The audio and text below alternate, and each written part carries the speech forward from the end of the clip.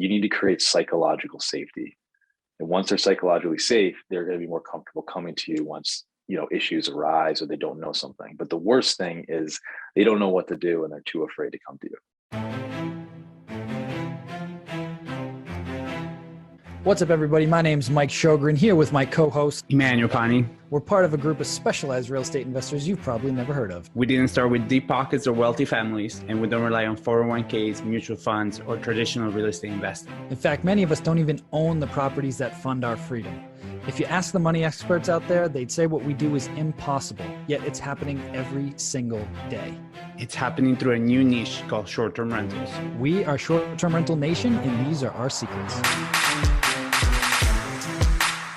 What's going on, STR Nation? Welcome back to another episode of the Short-Term Rental Secrets podcast. I am your host, Mike Sjogren, here with my main man and brother from another mother, Mr. Emmanuel Pani. What's up, E?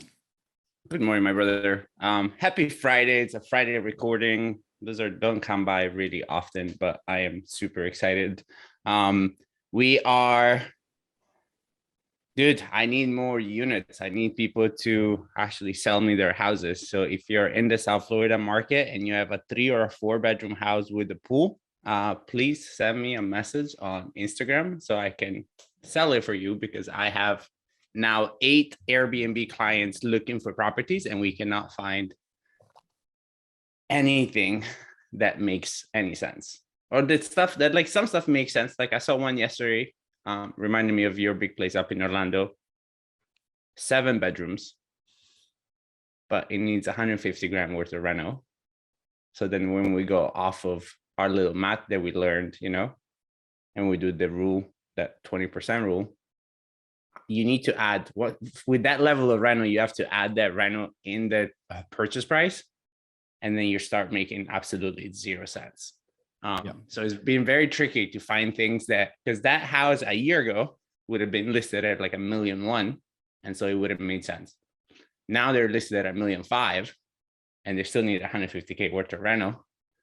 Yeah, and that property is now going to crack 250. Yeah. So the numbers are getting a little bit tighter. But if you are in South Florida and you have an inn with off-market deals, any kind of rental needed, we don't care. Please make me look good and send me a DM so we can get the house sold for you. But yeah, man, other than that, I am looking forward to this weekend, which now lately I just open houses. I have open houses every single weekend. So it just real estate doesn't really stop. General question. What's the weather going to be like this weekend? It's actually going to be extremely cold for our standards. Let me tell you. Inches of snow. Yeah, No. Just for context, yes. We are projected to get anywhere from 2 to 3 feet of snow this weekend. 2 to 3 feet of snow. Well, no, here it's gonna be sunny, but we have a low of 36 tomorrow. That's actually really cold for you guys. That's what I mean. So like a low of 36, it's respectful, it's going to be sunny. So it'll feel like 36 only in the shadows, because that's the reality of a Florida winter. It's cold only under the shadows. Once you're in the sun, you're good. Everything is good. But you know that you're welcome to come down whenever you want. I have a spare bedroom. I'll be down. I'll be back down in a few weeks, I think. Yeah. I've already had enough for the cold. So I'll be back down in a few weeks. But anyway, Before we introduce our guest, again, want to give a quick shout out to Mark Simpson, good friend of ours. He's been on the show a couple of times. Definitely look up that episode. He is the guy when it comes to direct bookings for your short-term rentals and boutique hotels. And he has a new book coming out. It's actually out by the time that this podcast gets released. It's called the Book Direct Playbook. And it is literally a step-by-step guide on how to increase your direct bookings for your short-term rental business. So I am super pumped to get my hands on that. And go through it. And I highly recommend you guys do the same. I guarantee it'll be one of the best investments you make, because buying a book is super cheap and you get a ton of knowledge from it.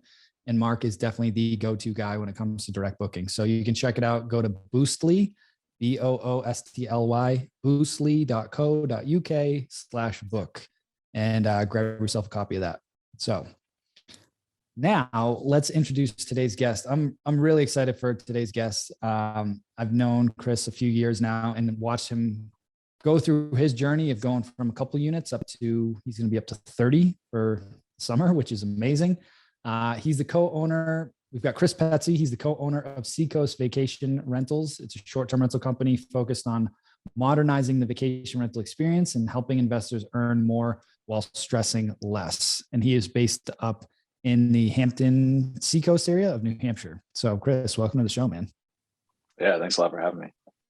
Yeah, it's this one's cool. Chris was actually one of my first mastermind students ever. What was that? Was that 3 years ago or 2 years ago? Yeah. It was a while ago.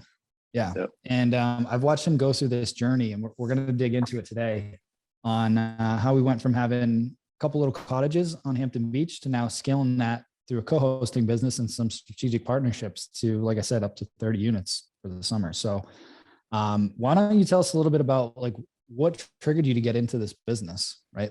Like some of your background and how did you get into short-term rentals?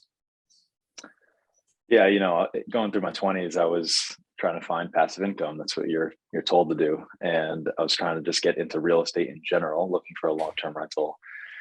And winter of 2018, I found 2 cottages, and I had actually Airbnb'd my friend's place before. I'd rented my own place a couple times just on a whim. And I was like, well, why not try, the short-term rental game? And it was a little bit by accident, but I dove headfirst, and my wife and I actually moved into the property. So if you know anything about Northeast, basically everything shuts down. So in terms of the vacation rental market, on the beach. And so we moved in, we closed, we renovated the place, and then moved out before, the summer season hit, and we started doing short-term rentals that way. So I took the ownership model at first, and I'm sure we're going to get into the co-hosting piece in a second, but that's how I got into it. I love it. And what was the result of that first unit? Because we met right around when you were getting ready to launch that thing. And how did that go? Because I think the guy before you was renting it, right? The previous owner was renting it. Yeah, so you had some history to go off of. Yeah, exactly. And the numbers actually worked with their projections. I mean, they did about 44K, and they used it as a family too, but they didn't use it in the winter at all. So the first thing we did is we turned one of the cottages into a 4-season property. We said, we're just going to rent this thing all year instead of winterizing it. So that first year we did about 60K. So we did about 50% more. We did 88K the year after that. And then this year we did 125. And that strategy's really worked for us in terms of keeping it as a short-term rental, because people think like, why even come to Hampton Beach in the winter? Well, you're still close to Boston. You're still close to Portsmouth and Newburyport. And there's always reasons to come back to the area, whether it's family or work or what have you.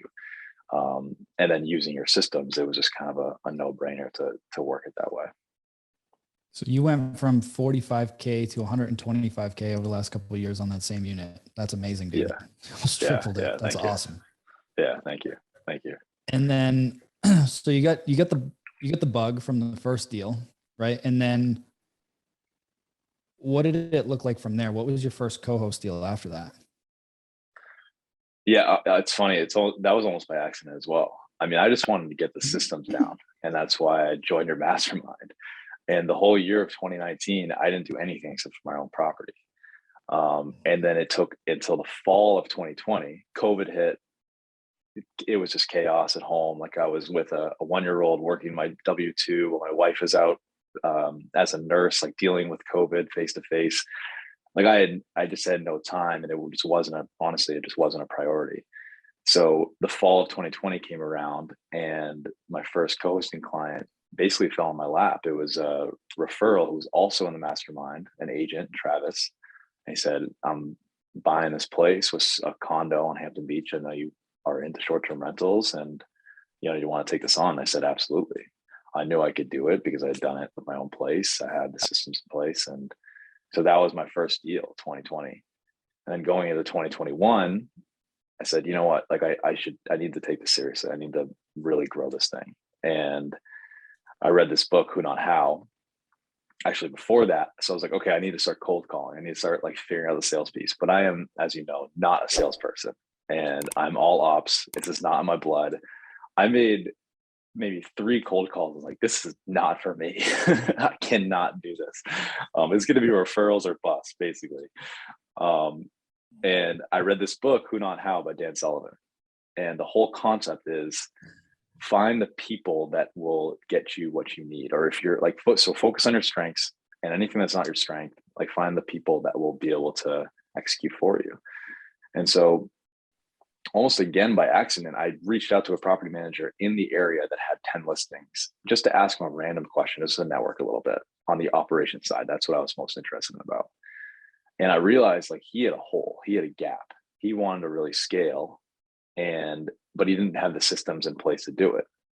So I said, hey, let's get on a call. And I presented him basically everything that you've taught me over the years, the credibility pack, the systems, and how to integrate everything. And I said, here's where you are today. Here's where you need to go. And he said, this makes perfect sense. Let's partner. So he became my business partner. And now we own 50-50 in this business. I've gone from 1 unit in 2020. We had 12 in 2021. Full time, and then we signed our first hotel deal, and we're going to have now 30 starting June 1st. That's awesome, dude. That's so cool. I love how you keep saying by accident. Right. And it seems like, I think a lot of entrepreneurs, and I think that is the thing that people don't understand, is that the real ones do it by accident. And what I mean by that is the majority of the time, those people that tell you that they had it all figured out from the beginning, and they had such a clear plan from the beginning, in my experience, you're full of shit, because I don't know anybody that has kind of done that. But what I do know, and what is evident in your own story, is it's when you start preparing for things, you all of a sudden get lucky, because you're not, you know what I mean? Like yourself in position. Yeah, but also like, like the entire year that you're like owning your craft. And that's something that like I think it's been completely forgotten over time. Like when I started from 2012 to 2016 with my 40 units I was managing and owning at the time, I didn't do anything else. It's not like I didn't do anything else. Like that was my prop, that was my baby, right? I didn't do anything else. And you have to like kind of fall in love with that. And I think that's why when then you went to meet with a guy,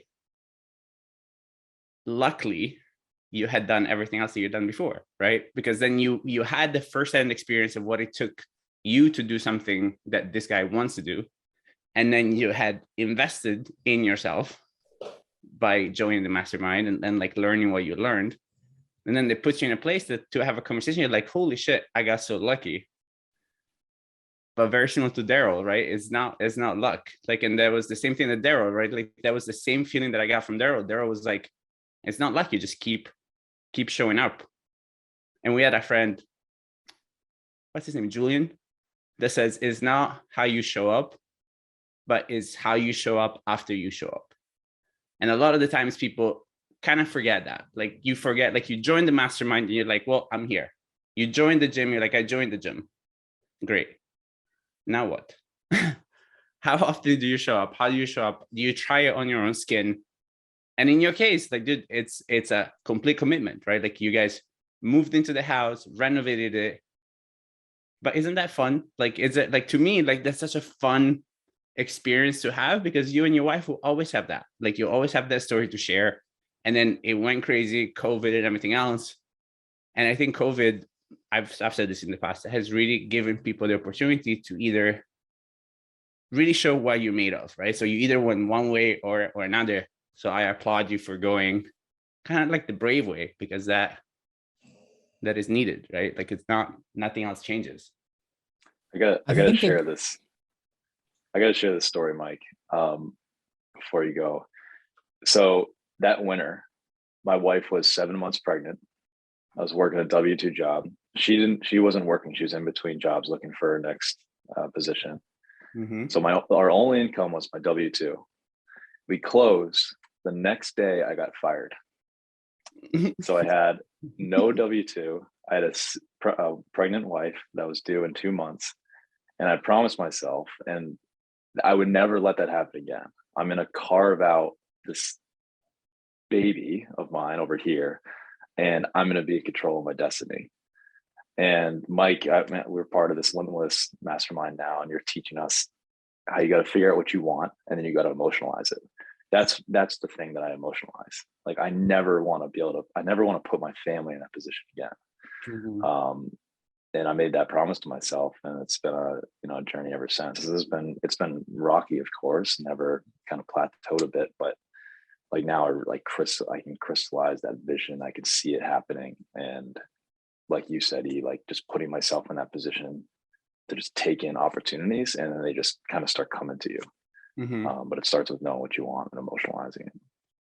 That's why there's no accident, right? And I have the advantage because I've been working with Chris for years. And like that first year, he was doing everything at the property. So occasionally they were cleaning it. He was doing all the handyman work, fixing it up. Like he was literally doing everything. And that he set the intention of, I am not going to do anything at that property. I will not be the boots on the ground for that property. So whatever that was, 2020, when you made that decision, I watched you change as a business person, like a total 180, and you got yourself out of your comfort zone and let go of some of that control. And I honestly believe that if you hadn't done that, I don't think that partnership that you have now would have worked out, because you had already mentally prepared yourself to put in place the systems and the team to take care of that puts you in a position to scale it quickly after you did that. Because there's no way you can keep your hands into everything when you have 30 units. It's just not possible. Right. So what do you think? Sorry, go for it.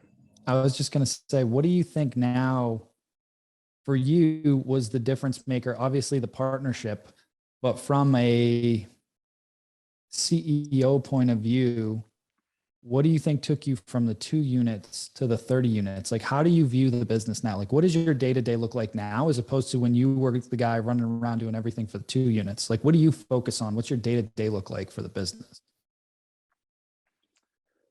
Now it's playing chess. It's putting the right people in the right seats and making sure that there's no friction in their way. So how can I remove any obstacles in their day-to-day? So using the right tech, so it's ease of use, automated messages, creating an environment so our team can communicate with each other versus ourselves. So we use Slack so we can do that. Now my role are those 2 things: finding the right people for the right role, and just removing obstacles so they can do their job, 100 times better than I ever could. I'm not a cleaner. I'm not a support person in terms of like guest relations. Like that's not really my forte, but I know how to build systems, and now I need to grow into a leader to bring all those people together to operate that system.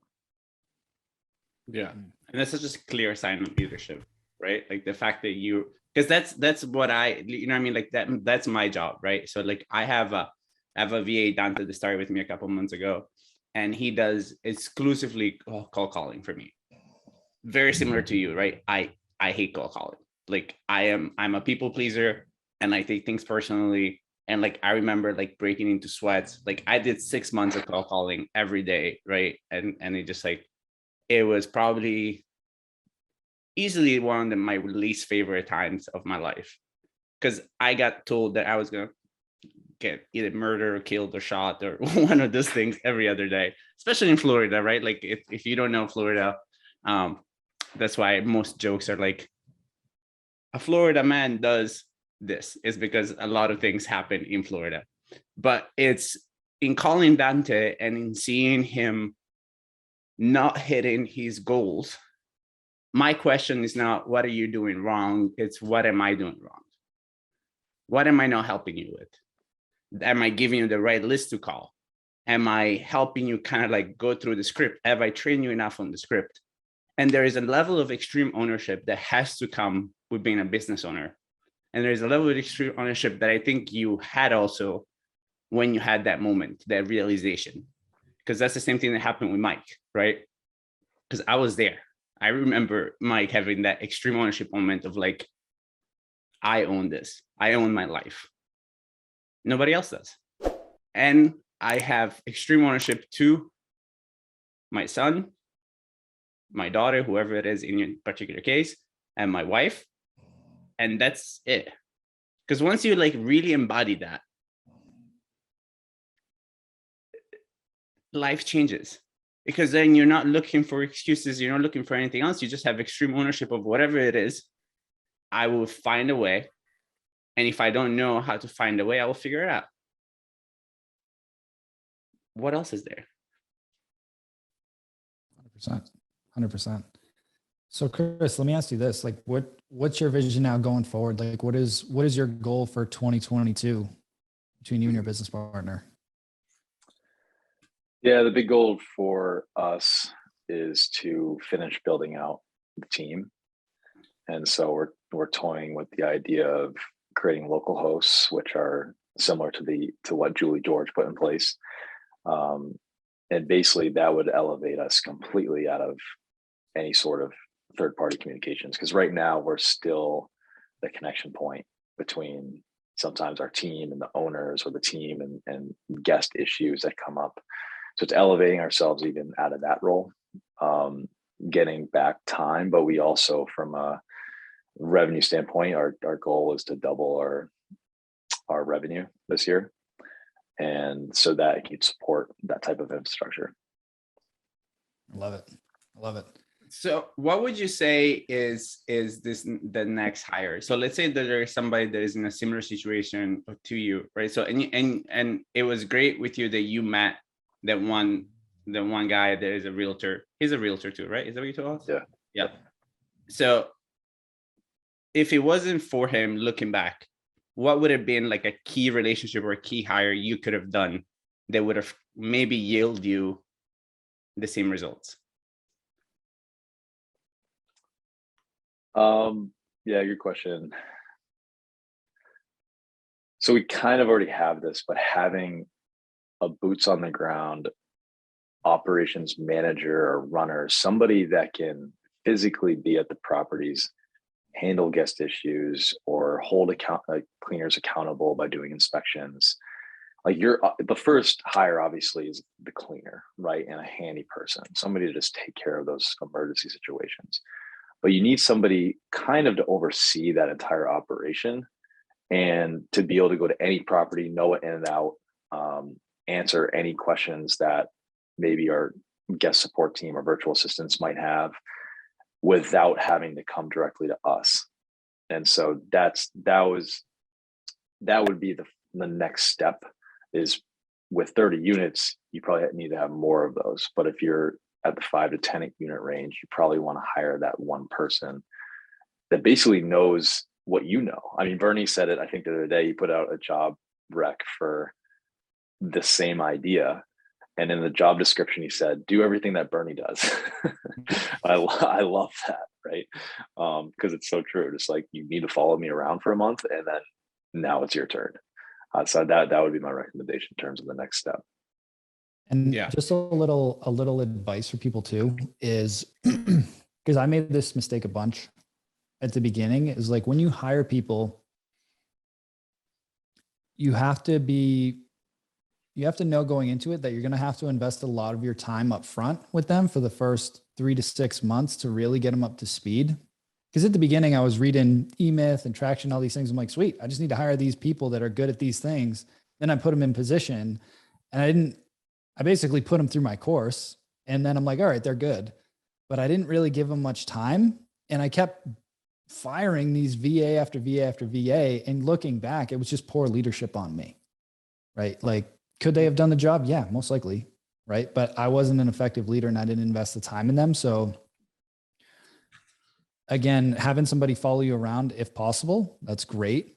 But having some type of idea of how you're going to onboard people, doing daily check-ins at the beginning with them after you kind of get them up and running, and then you can scale it back to every couple of days and then once a week, and then do one-on-ones like once a month or every couple of weeks, whatever it is. But there's this onboarding phase that if you do invest the time up front and be okay with that, your life will get a lot easier, right? I mean, Matt and Mark have been with me now almost 2 years. I mean, it's 2 years, but they basically run everything for me now and everybody else under them. But it took a long time to get it to that point where I'm like, all right, I trust these guys like entirely.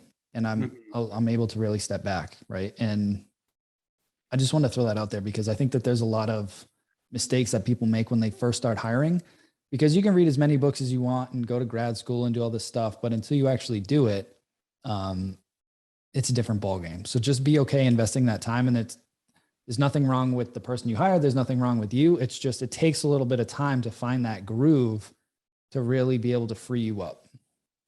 I want to add two pieces of that. One, as a leader, like or the person that you're trying to hire, you have to just be hyper patient with them. And so any mistakes they make, forgive quickly, and then analyze like what happened, and let's change the behavior if you need to, but then, okay, let's move on. Because you need to create psychological safety. And once they're psychologically safe, they're going to be more comfortable coming to you once, issues arise or they don't know something. But the worst thing is they don't know what to do and they're too afraid to come to you. The second thing I would say is create some sort of litmus test to understand where they are comfort-wise with running your business. So the first thing I did with our 2 virtual assistants in the fall, I said, after about a week, I said, how comfortable are you running this business? Both of them were, 3 out of 10, 4 out of 10. Now they're at an 8 or 9. So now I know that, okay, I can really kind of take my hands off the wheel and let them run this thing. But if you don't have those kind of little quick tests to know where they're at, and you're not creating that safety for them to even be comfortable telling you, then you're going to set yourself up for failure. 100%. We have one of our core values or core tenets is correct the process, not the person. Going back to the whole extreme ownership thing. If something's not going right, own it. It's probably the way that you've set it up and not necessarily the person that's in the role. So I love that. That was a great point. It's funny that you brought up traction, because it's where I'm at rereading it. And there is a part in traction, they call it GWC, which is, do they get it? Do they want it? And do they have the capacity for it? And I think that is a big thing that you need to understand also in like having the vision and having the understanding what the role of the person is. Because then a lot of the times I think as you grow, because I've hired VAs in the past and just I wasn't clear in my own leadership. So my own leadership capacity, you can never outweigh, you'll never be a better leader than your, whatever your leadership level is, that's the level leader that you are. But in the past, I've hired people that like, did they get the job? Yes. Like they understood what the job was. Did they want it? There was never really any passion. They just wanted a job, right? So then in one of our core values is like delivering a wow experience. If you don't really want it and you don't really love the job, what is your commitment to delivering the wow experience? Because it's just a job. It's just a paycheck. There's no passion behind it. And then having the capacity to do it. So somebody can get it, like, yeah, okay, I get the job. Like, I want to be a heart surgeon. Get it. I really want to be a heart surgeon. Get it. Do you have the capacity to do it? No. Okay, we have a problem, right? But to me, what I've learned is that if they get it and they want it, I can train the capacity. But the most important thing is for them to get it and want it. Because if I get it and want it, you can come on the bus. And then we'll choose where to put you on the bus. But if you have the capacity to do it, but you don't really want it, then you are that kind of like arrogant super salesman that is like, I know what I'm doing and I get the job, but I just want to do it how I want to do it. And that is a problem, because then long term, that's not a right fit. So I'd rather have somebody that gets it and wants it for what it is. And then I can train him through the capacity of it. And because that, I know, taking ownership, that's the only thing I can really control is how do I teach you your capacity. And then if my systems are good and I'm a good leader, I'm not worried about that aspect of it. 100%. Chris has actually come on board now with STR Secrets, and he's one of the coaches in the mastermind, which is really cool because he's come full circle. What are some of the challenges that you're seeing on your coaching call now that students are having with operations that we could give some pointers to the audience? You know, whether they're at 1 unit or 5 units, what are some of the questions that we're seeing consistently in the mastermind that we could give some pointers on about? That's a good question. And I'm totally putting them on the spot. I didn't prep this. So no, I'm excited for this too. It's a great question. And we've only had one ops call, but the question that I keep on hearing, especially when you get beyond that first or second unit, is bookkeeping. How do you make sure things stay accurate and giving yourself confidence that you're moving the money the way it should be moved, because that is obviously a highly sensitive issue, and you need to make sure that you're doing it right. So there's a lot of avenues, a lot of ways to do it, and you've provided some guidance in the course. And there's obviously certain tiers that you can take. That's something that I think would be really helpful to get crystal clear on. Here are the steps you need to take once you get, for your first unit baseline, this is what you need to set up. When you get the 5 to 10, consider a bookkeeper. When you get the past 20, like consider this, X, Y, like here's the tech that you should be using. I think answering those questions would really provide some confidence in the operators that you're teaching. Mm-hmm. Yeah. And I think I talked to a friend of mine who's a bookkeeper last night, and he was talking about this, that there's a misconception with a lot of business owners that like when you hire a bookkeeper, like you're completely hands off.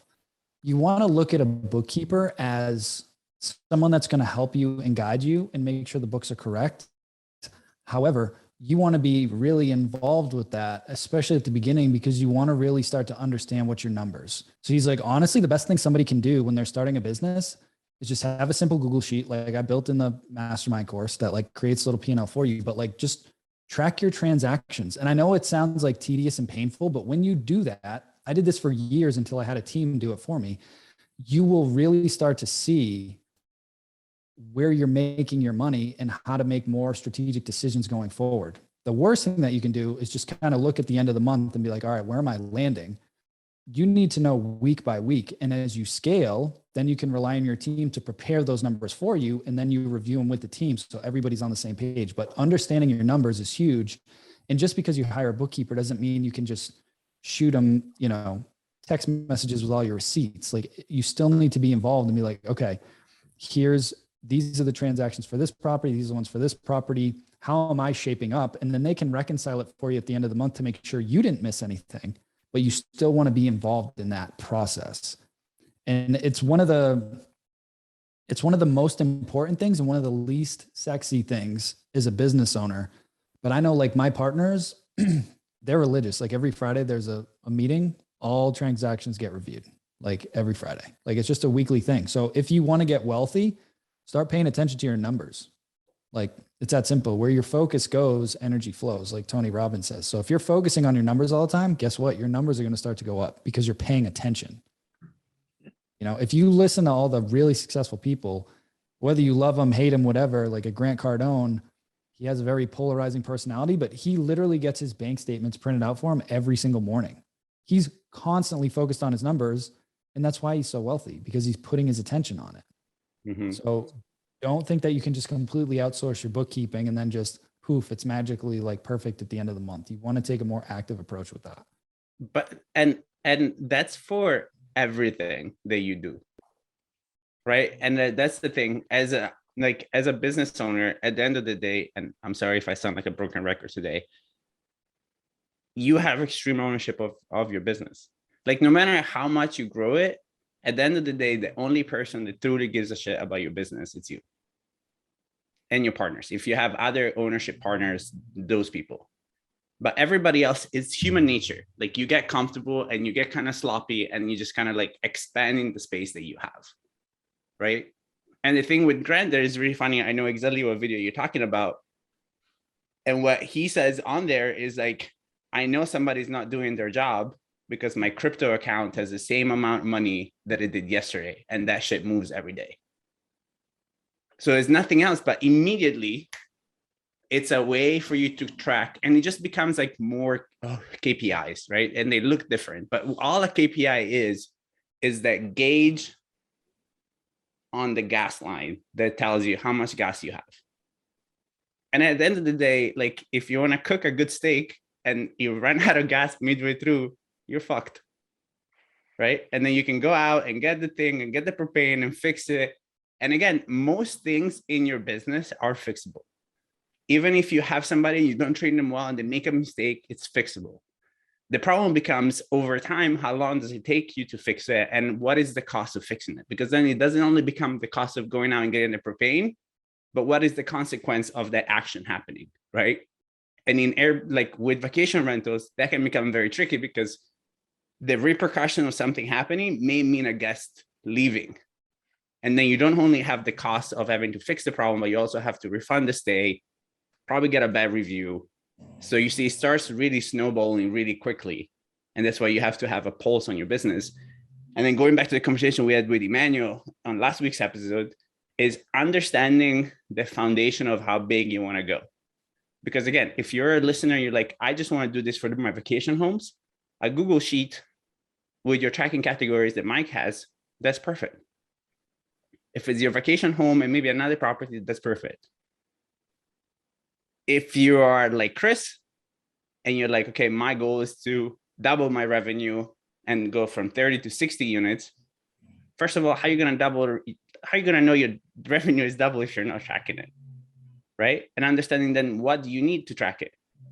Do I have QuickBooks that it's linked to my PMS that then feeds through it?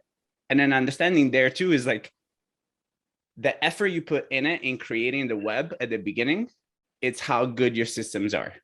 Because then it becomes very complicated for you to onboard properties after the fact if you don't have separated accounts within your QuickBooks and everything else. So having the vision and creating the systems in your mind of how they should work and doing it right the first time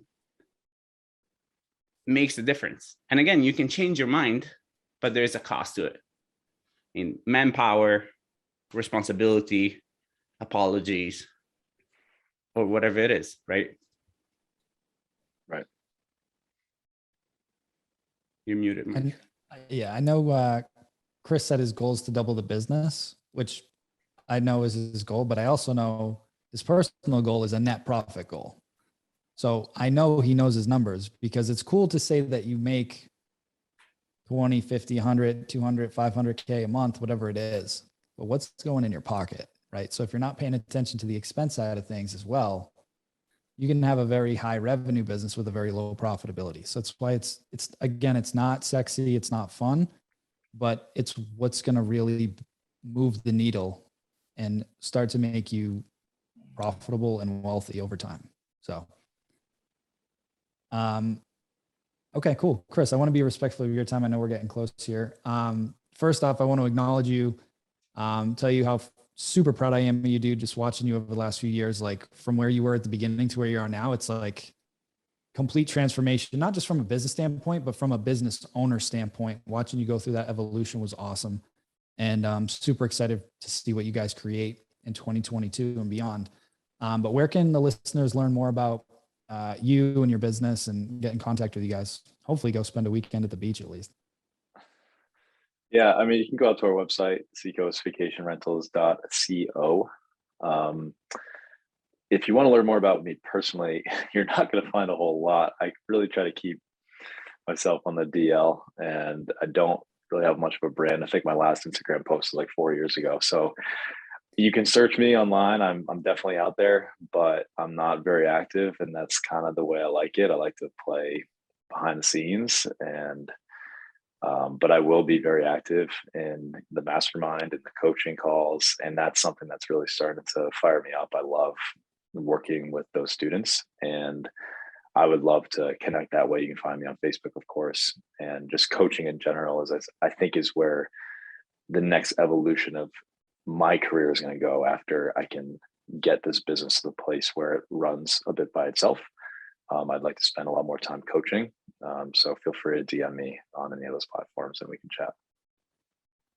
Love it. Love it. So the last question that we ask all of our guests is, what is your number one secret to success with short-term rentals?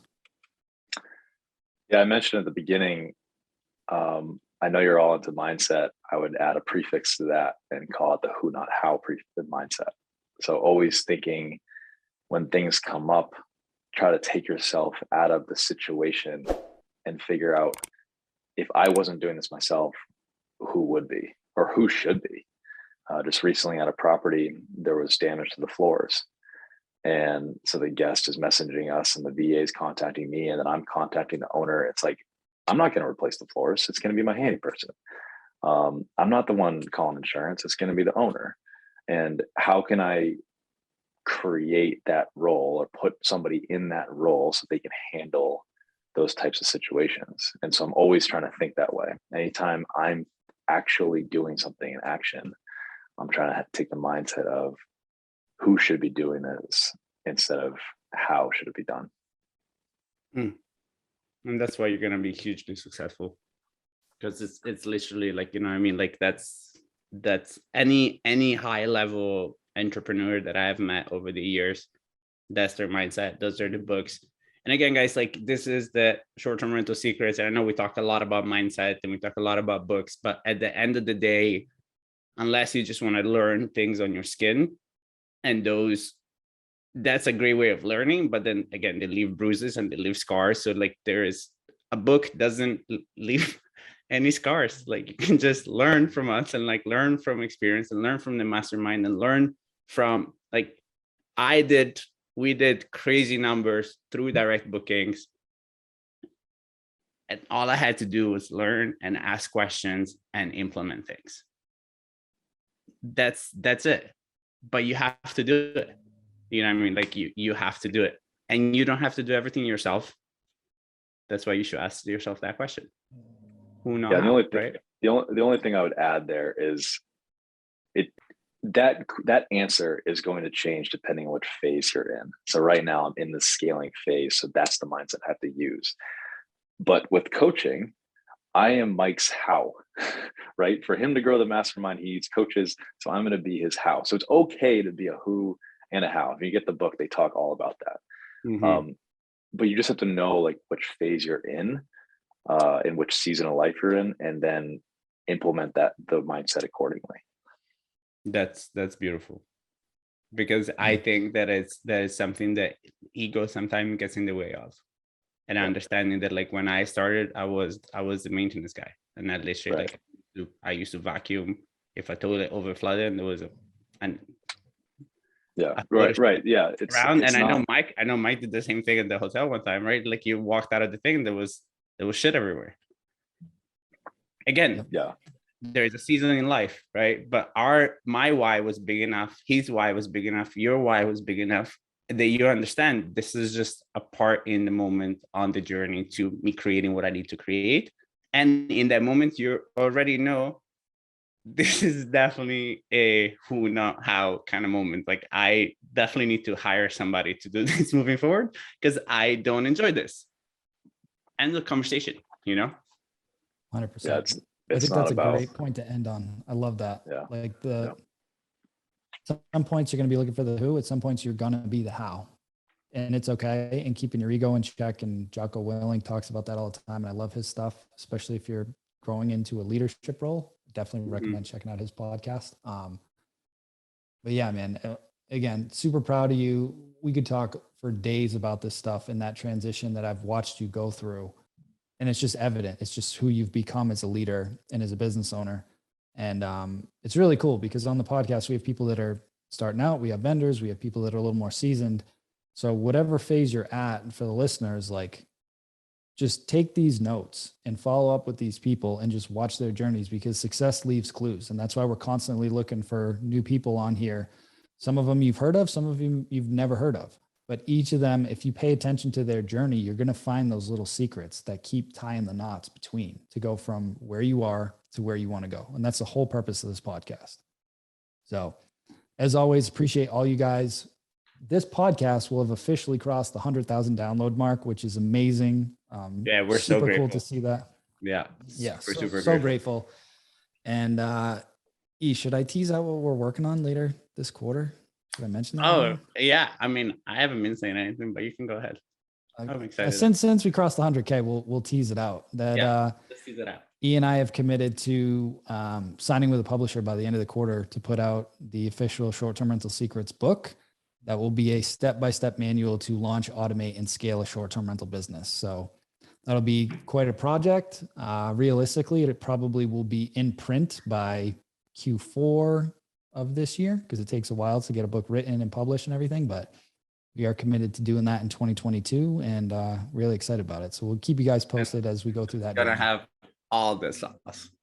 And speaking of who, not how, neither one of us has written a book. So we're figuring out who has, how do we get it done, and who can help us do that, right? Yeah. So Also, the same because process with everything. E cannot spell on any other given day half of the words, so it would not be wise for me to write a book. I have a really hard time defining like then and then, so the book would be a mess. So again, knowing your strengths on your grammar as opposed to learning. Yeah, exactly. Like knowing your strengths. Our strengths is not writing books. You know what I mean? So we're gonna go out there and find the best person that understands how to do this in a way that is gonna deliver the most value to people. Like our goal is not to become writers. Our goal is to share and deliver the most amount of value to our community and our people. So that's what leads our charge in kind of doing it. 100%. Well, stay tuned for that. Chris, thanks again for being on here, man. Really appreciate you. And everybody else, we'll see you guys next week. Have an amazing week. Thanks a lot, guys. Hey, STR Nation, if you enjoyed this episode, please make sure to hit that subscribe button and leave us a review. And in the comments, let us know what topics you want us to cover on upcoming episodes, and we'll make sure to get that in the books for you. And if you really want to learn how to launch, automate, and scale your short-term rental business, if you want to go deeper, then check out our free masterclass at strsecrets.com.